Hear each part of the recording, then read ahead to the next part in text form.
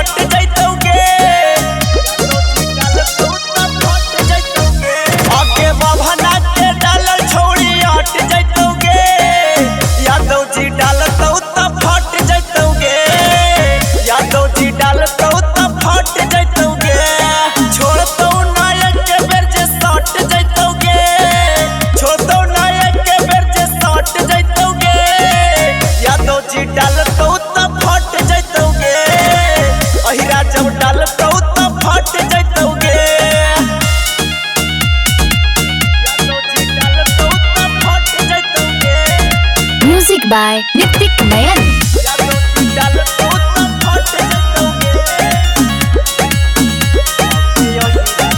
हीरा के पावर पता चल जइतौ भीतर जइतौ दुखइतौ गे दर्द तोरा बुझइतौ गे दर्द तोरा बुझइतौ गे आगे होई जइनी छौड़ी जब से रखे शिकार गे त होई जइतौ चिजवा छौड़ी बेकार गे धन साधा के निपट जइतौ गे अहिरा जब डालतौ फट जइतौ गे अहिरा जब डालतौ फट जइतौ गे मेटर तोर छौड़ी सलट जइतौ गे मेटर तोर छौड़ी सलट जइतौ गे यादव जी डालतौ फट जइतौ गे यादव जी डालतौ फट जइतौ गे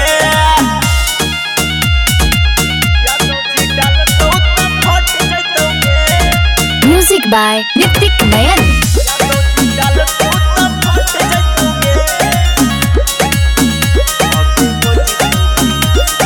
हो जितौ जियान तोरे चहली जवानी कर देतौ देह पानी पानी गे बढ़ जितौ छौड़ी परेशानी गे बढ़ जितौ छौड़ी परेशानी गे सनक जितौ दिमागावा त मारतौ हो मच के जादौ टोली में रही है के छौड़ी सबसे बच के प्रेमी रजनी से जुटैतौ त घट जइतौ गे यादव जी डालतौ फट जइतौ गे अहिरा जब डालतौ फट जइतौ गे कहो डीजे रोशन घंटा ना घट जइतौ गे कहो टाइगरवा घंटा घट जइतौ गे यादव जी डालतौ फट जइतौ गे जब यादव जी डालतौ फट जइतौ गे।